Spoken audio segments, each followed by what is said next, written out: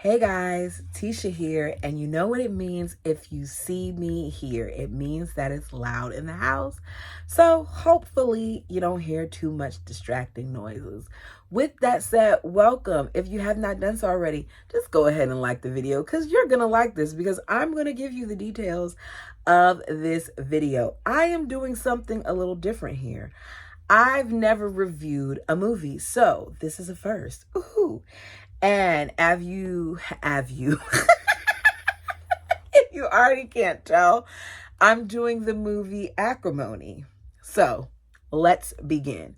The movie opens up with a judge ordering Melinda, who is being played by Taraji P. Henson, who has not obeyed the court's order to undergo mandatory counseling. The judge says he will not allow her to continue to harass these people. Hearing this, I was immediately like, oh Lord, here we go. This is about to be yet another annoying Tyler Perry production, but I was a little wrong. Now, there were parts that did annoy me, but it wasn't as bad as I thought it would be. She was told if she violates the restraining order, she will spend 40 days in county jail. We then see the word acrimony on the screen and its definition, which I ain't worry about all of it. Anger, bitterness, harsh or bitter sharpness, especially of words, bad blood, resentment, or feelings. We then see the camera slowly panning to Melinda, who is sitting on a couch, who is having a conversation with a therapist who we just hear the voice of, but we never see. Melinda tells us about the man who ruined her life. And she says that this man owes her every breath in his body. Listen, Taraji did her thing. Like, she mastered being angry and miserable and bitter. She did it. So we learned how in college, Melinda met this guy by the name of Robert on campus by bumping to him in the rain. Now, Robert is a handsome chemical engineer student who, according to her, seduced her to the music of Nina Simone. He is intelligent, but she seems to be the one who's struggling in college. The problem is, Robert, although he's smart and talented with a partial scholarship, Robert is no saint, okay? Which kind of makes you teeter-totter on whose side you're on in this movie. And I want you all to let me know who's you're on by the end of this. So we find out that she has two sisters, and neither one of those sisters like him. One dislikes him more than the other. He lives in a camper that his uncle left him. The weird thing is, his aunt is allowing him to stay on her property in the camper, in the driveway, but not in the house. That to me would be flag number one. So other than his aunt, he has no immediate family. His mom didn't raise him. His dad is incarcerated. His grandma raised him, but she passed when he was 14. He has a criminal record that Melinda does not know about until much later on, when they've been dating for a significant amount of time. Flag number two. He comforts her after her mom passes. They end up sleeping together that very night that they had the funeral. She narrates and she says that he took advantage of her grief. And as she's complaining about him, she's calling him a maggot, amongst other things. She says he had her mind, he had her heart, and then he had her virginity. She's blaming him for everything. Her mom passes and leaves her with $350,000 and their family home. This will come into play later, okay? Keep that in mind. We see them go out on a date. While on the date, they're walking and talking, and he's telling her his various dreams. We're told about this man, Mr. Prescott, who invests in people who present products to him. And based on what he sees, he decides whether or not he wants to invest in it.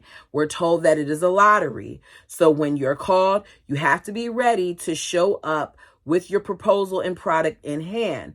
Melinda tells him, what do you want to do? He tells her that he wants to create a regenerated battery. And she recommends that he calls it the Gale Force Wind. He says he likes it. He says he's going to write it down. So he lets her know some of his dreams. One is to have Prescott Industries buy his rechargeable battery. The second is to live in a building that he shows her while they're walking that overlooks the city on the top floor.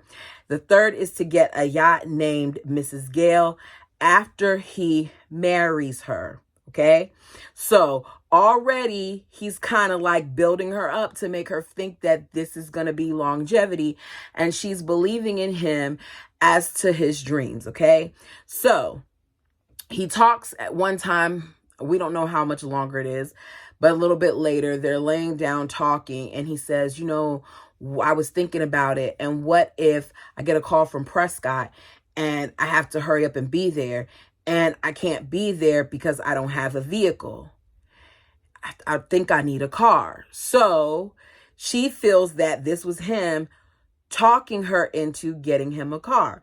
So we see her buying him a Mustang because he needs that car if Prescott calls. Automatically, that takes $24,739 out of the $350,000 that she was given by her mom. After she gets him the car, she says that he starts acting differently because he's not calling her. They're not hanging out. She went a couple of days without hearing from him. That should have been another sign right there. So she decides to call him. They talk on the phone. His energy is weird. The way that he's talking to her is weird. And she says, you know what? I'm going to go check it out. So she drives over to his RV, sits outside for over an hour. Just as she's about to go, she sees a hand appear on the window, and she hears a woman, what sounds like moaning. She then goes up, catches him with another woman. In her narration, she says, her crazy is irrational. So her saying her crazy is irrational, everything that happens after that to me is her fault. So she gets angry. So angry that Melinda jumps in her Jeep, revs it up, rams into his mobile home multiple times, tipping the Jeep over. We then see the girl come running out along with him, and she's yelling, saying, you didn't tell me you were in a relationship, Robert. You didn't tell me. Melinda runs up on him, and she is punching him, hitting him. And while she's doing this and he's trying to get her to calm down, she ends up passing out. She's rushed to the hospital. We find out that because of the injuries that she sustained from ramming her vehicle into that RV, motorhome, whatever you want to call it, she ends up having to have a hysterectomy, all before the age of 21. So they were talking about kids and all these other things, and now here she is with a hysterectomy. Now, it seems real dramatic to me, but this is a Tyler Perry production, so follow me here. She had to have a hysterectomy. I'm not laughing at that fact that she had to have that, but it's just how he jumps sometimes. It's like, okay, Tyler, wow, you really, not only did she injure herself, but she hit herself so badly on the steering wheel that she had to have her hysterectomy. Okay. Her womb really wasn't protected. We find out that she's been angry like this based on a conversation that she's had with her sisters since she was a little younger, and they tell her they have to stop. She has to stop doing this. So once again, she is part of the problem. Her anger is dangerous. Knowing all of this that has happened, she says that she still loves him. So he comes to the house shortly after. The sisters don't want her to see him, but she wants to see him, and they see one another. He apologizes. They're back together. We see later on, we don't know how long it is, but it's long enough. They're still seeing each other, and he tells her that he lost his scholarship. They talk about it. She asks him, how much is the remainder of the 2 semesters? So we see her writing a check for $73,467.11. I'm lost because I thought that 2 semesters is 1 year of college. So what college is he going to that costs that much money? If you know, put it down in the comment section because I don't remember, but that's crazy to me. If that's how much it's going to cost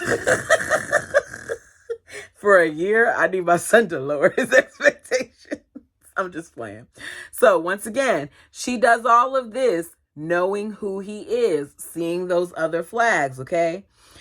He then, after that, proposes, not on the same day, but later proposes. Tells her one day he's going to get her a ring, and the ring is going to have 3 diamonds, a big one in the center for love, a one to the side, yellow for the sun, one to the other side, chocolate for the dark times. She says yes. She tells her sisters say no. We then find out that she marries him anyway.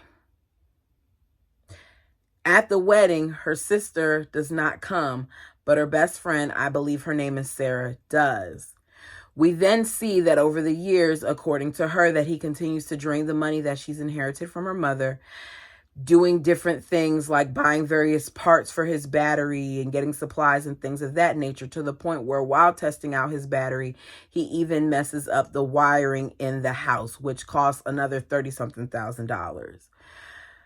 All of this is going on, and at this point, he still does not have a job. But Melinda, on the other hand, ends up getting a job because she didn't finish college. She flunked out.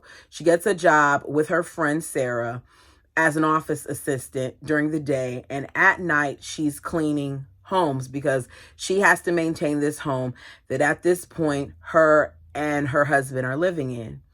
He graduates and she thinks that she's going to get a little bit of relief. He's supposed to have 3 jobs lined up based on his degree, but because of his record, he ends up not getting the jobs. She finds out after they're married that he had gotten a felony for a robbery from when he was 15 years old. Now, this is where I feel like he is wrong, because he wasn't right in hiding that from her. Felonies change things. We all know that a felony, in some cases a misdemeanor, won't let you get certain jobs. So he should have made her aware of that. They end up mortgaging the house over through his suggestion, because it was something else that he suggested, because he needed to get more supplies or something. I can't remember what it was, but he wanted to better improve his product. So he suggested for her to mortgage the house, and she did it. Dumb. So they're still struggling. It's years later. At this point, I think like 18 years later, he runs into the same girl who he cheated on Melinda with. Her name is Diana. She now has taken the position for the person who used to get the submissions for people who want to present a product to Prescott. He found that out. So he appeared at the job to talk to her about it. He tells her about his battery, how he sent things over the years, wanting to have a meeting. She says, I can't do much about that. I can't do much about that process. And he basically kind of begs her. And she says, okay, well, what we can do is we'll set up a meeting over coffee. If you run into me, we can talk about it. He also tells her that he is married, because she's like, whatever happened to that girl that did whatever. And he's like, I married her. And she goes, well, you could bring your wife too. And he's like, no. I just want to keep it business. I've never cheated on my wife. I just want to keep this business. And I have to be honest with you. I believe that. I think that when she had that hysterectomy, he blamed himself for a lot of what happened. And as a result, he probably did remain faithful to her. But you all tell me what you believe down below. So, he says, we can meet up for coffee. She agrees. Keep this in mind, because later on, her sister is going to find her wallet, Diana's wallet, in the truck. Now, we don't see that meeting, so I'm assuming shortly after the meeting, she came in the truck, because he talks about the truck and wanted to try it out because her dad had it, whatever. Anyways, back to the story. So we see Diana pull up his file, and while she's pulling up his file and looking at the various years of all the different video submissions that he sent about his product, you see him aging over the years while he's still presenting this same thing. I guess somebody saw him on the grounds or something, but something happened where security calls him and tells him that he is now listed as a credible threat. He is not allowed to contact Prescott Industries or come on their property. So, he gets upset, tosses over the table. Melinda comes in there, tries to see what's going on, and he lets her know what the problem is. And she's like, you know what? I just need you to get a job and help me out around here. The battery thing is over, Robert, and I just need you to move on. He still has hope, but she's over it. And honestly, after 18 plus years, can you blame her for not having hope? Can you blame her for being frustrated, for carrying this man on her back? But at the same time, it's also her fault because she didn't have to keep doing it. We then see the sisters later on confront Melinda because they found out that the house is in risk of foreclosure and that they could lose it. And the sisters don't want to lose the house because even though it was left to Melinda, it was their family home. So the sisters say, along with their husbands, that he can work for them. The same people who despises him.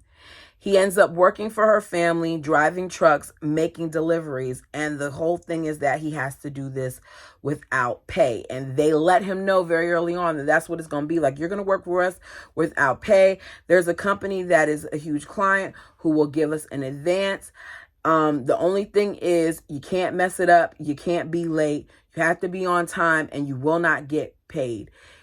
He agrees to it. They leave. He looks at her and says, now I know that you don't love me the same way because you didn't even defend me. In that moment, I had mixed feelings because I could see why he felt the way he felt, but I could see why Melinda didn't want to defend him. Because at this point, she's been carrying you on her back, sir, working 2 jobs while you've just had jobs here and there. We see that he's working for the company. He's told to please make this delivery. It's very important. These meats have to arrive fresh, yada, yada, yada. He's on his way to do that. In the meantime, one of the sisters is looking at some of the other trucks because they have various ones, and she discovers the wallet that I told you all about earlier in the truck. So what she does is, instead of finding out about it, talking to the person about it, asking Robert about it, she takes the wallet to Melinda, to the job that she's working at. Melinda loses it because not only does she think he's cheating, but she thinks he's cheating with the same person that he cheated on her with many, many years ago.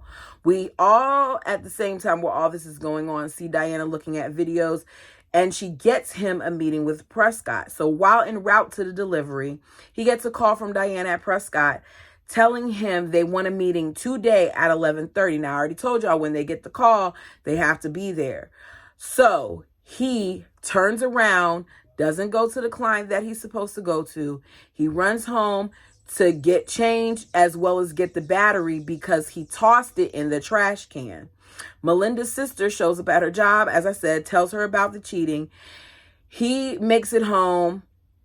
We see the brothers-in-law come in. They're angry. They snatch the keys from him to take the truck to go make the delivery. He then is met by an angry Melinda. He tells her about the meeting for the battery, but she just wants to talk about the wallet that was found in the truck. She's angry. She's trying to keep him in the house to the point where she takes his keys that he's supposed to be using to meet the people. She's trying to restrain him while he's going out the door. She's hitting him. He promises to explain. It's crazy when you think about it because I get it. You think he's cheating on you, but at the same time, hear the man out. I've been cheated on before and I didn't act like that. I was scaringly calm. I was folding up clothes very neatly to pack them in a suitcase to have them waiting by the door when he arrived home. I was not going to go crazy. Even though I boohoo cried after he left, I would not give him the satisfaction of seeing me like that. So They're wrestling down. She throws him on the ground. The sisters come. They're yelling, "Get off my sister." We see them hitting him with the pocketbook, but he's not attacking her. She's attacking him. He ends up getting up, all the shovel, papers all on the ground, and he ends up having to catch a bus to Prescott Industries. He shows up. Melinda looks at him and is like, "You look a mess." He tells her about, not Melinda, Diana looks at him, says, "You look a mess." And she tells, him to get it together. He tells her about her wallet. She's like, "You took this from me?" And he's like, "No, you must have dropped it in the truck." And she's like, "Oh," and Melinda found it. So she tells him, "You got to get it together. Let's go. You need to own the room." He does the meeting. They like the product, but they lowball him and offer him $80,000 for notes research and a non-compete clause. He does not take the offer. He wants his copyrights because he knows that this thing will bring him millions, the company millions, and he tells them that. Not millions, billions. It was a hard decision that had to be made. It paid off in the end for him, but not right then. So he goes home, finds out that his brothers-in-law and sisters-in-law lost the client. Melinda tells him she wants him out. He doesn't want to go. She tells him that she can be a mother effing devil, and he knows it, and kicks him out. He ends up moving into a shelter, working at a job washing dishes. 3 months later, she ends up losing the house. They get divorced, but before they get divorced, he begs her not to go through with it. He tells her he still loves her so much. The attorney lets him know that they're prepared to allow him to have his car and the clothes, and he says he doesn't want any of it. She could keep it. He tells her that he's sorry, that he couldn't be what she needs, and that he found out what love was because of her. He's like, "I'm sorry, Mel, please look at me." And she wouldn't look at him. Of course, her sister was in there talking junk. He says that he'll always love her, and we see him sign the papers. Interestingly enough, it seems like it wasn't what she wanted. We don't know the whole time, but at some point, Diana has been trying to contact with him. He calls her. She asks him where he's been. He lets her know that he doesn't have a phone. He lost it. Ends up telling her later on that he's divorced and he's been staying at a shelter for 3 months. She gets him, takes him home. He takes a bath. We then see a big jump from these people who haven't interacted with each other for over 18 years to now I'm in your house and I'm standing in front of you taking a bath naked, but okay. She's sitting outside while he takes the bath, and she says, "I can tell that you're broken. You're a good man. Everything is going to be okay. And maybe Melinda is not meant for the next season of your life, but you're going to be okay." Now, all this is going on, and you have Melinda, who has been seeing her ex-boyfriend that we met at the funeral the same time that the mom passed. She's sleeping with him, but narrating to us that he isn't intimate with her the way that Robert was, because Robert loved her. We do not know the complete timeline, but I'm going to assume that it's the next day that Diana got the information about this deal. So she wakes him up. He's upset because he's running late. She tells him, "Look, I called them and told them you're not coming in. You quit." She hands him a folder and says that they got a response from Prescott. He opens it up, sees a check for $75 million. $850,000 to now $75 million. Final offer. He'll get to retain ownership of his invention. Now, up to this point, Melinda seems to have every right in the world to be angry. Her ex-husband took everything from her that he could. He finally hits it big, and now he's with another woman, we find out later. I sympathize with Melinda. I mean, I'm sure a bunch of us had, because in some ways, either by a man or a woman, we've been done wrong by our partners. Sometimes we give more of ourselves than we should just to get nothing but heartache in return. But this was a little different. Robert shows up at Melinda's office. He gives her flowers. She's giving him attitude, says, "I don't want you back. Oh, you look at you in your little suit. Oh, you got a little money now, huh?" He gives her a check for $10 million and the keys to the deed on her mother's house, lets her know that he kidded with Prescott.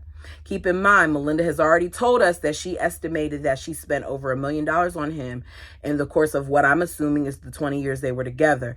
But Robert gave Melinda way more than what she deserved. I would have taken that money if I was Melinda, quit my job, and enjoy the fruits of my 20-year labor. But that's not what Melinda did. Instead, she goes home, shows her sisters and their husbands the check, blames her sisters for causing her to lose everything. She insults everyone, and she goes to his penthouse. You know, the one that he said that he'd be buying for them once he made it. So she shows up in a trench coat and some lingerie. She lets him know that she still loves him, but Robert wasn't alone. Diana comes out, extends her left hand, has a ring on it, and introduces herself as Robert's fiance. Melinda runs out and loses it. Despite being a multimillionaire now, Melinda obsesses over Robert and Diana's relationship. She's now back at her mother's home with a mattress on the floor and a table with a laptop surrounded by empty liquor bottles, and she's dancing and she looks crazy. She sends Diana angry messages on social media, watches videos of Robert showing Diana the yacht that he bought her, and it says Mrs. Gale. You know, all the things that he promised he would do for her. You know, the same yacht that he promised that he'd get when she get rich. They go to court where she's demanding more money. She wants half. The judge tells her that Robert has been extremely generous, tells Robert that he didn't have to give her anything, and throws out the case. That's not enough, though. She finds out where Diana's wedding dress is, goes into the shop, pours liquid acid all over it. The girl ends up getting taken to court for harassing messages that she's been sending, has a restraining order put against her, and is warned to stay away from them. The family even calls Diana and Robert over to warn them. Rather than leaving them alone, she keeps bothering them. They go back to court where she's warned about her behavior. The judge apologizes for the damages, lets her know, don't worry, it's okay, judge. This little one is growing anyway, basically letting her know that you couldn't have a kid, but I can. Melinda then turns into the dark side that she warned both him and the therapist about. She becomes an irrational, crazy, unjustifiably angry Black woman, in my opinion. In therapy, she's asked, what if he really did mean well? What if he really did love you? So I'm going to ask you guys, do you think he meant well? Let me know down below. Melinda's therapist asks her if she's ever heard of borderline personality disorder. She tries to explain what it is, but Melinda wants no part of it. She runs out. It's the wedding day, and because they know how deranged Melinda is, they have cars blocking in her vehicle to the point where she couldn't get out if she tried, and the husbands are in the back playing cards. She ends up getting out some kind of way. The heifer ends up on their boat, hijacking their yacht on their wedding night. Security. You didn't do your job. How did this lady get up here? I blame security. While Robert is listening to Nina Simone, crazy Melinda appears with a gun in tow. She blames him for giving Diana her life, makes the crew jump off of the boat while Diana is, she finds him and he tells her to run and get help. And she's wearing Diana's new wedding dress that she just got married in. She shoots him in the abdomen. Diana ends up going to get him help, then Melinda, while attacking him, gets caught on the anchor. He tries to save her. She goes under and she drowns. So basically, Melinda's anger cost her life. So my question is, even though at both times they were both wrong in this movie, do you feel as if he was a damaged opportunist? Because she's angry and she's clearly a deranged woman, but she had many, many chances to leave. But she stayed. After all, what if Robert, like the therapist said, really did mean well? What if it would have been different? I really appreciate the fact that this film makes you think about the person beneath what you see on the surface and the different issues that there may be. I feel like in this instance that the messed up thing about it was that this woman who wasn't there for a lot of the hard stuff ended up profiting off of it. But it's Melinda's fault. You guys, tell me what you think down below. Please like, comment, and subscribe. And until next time.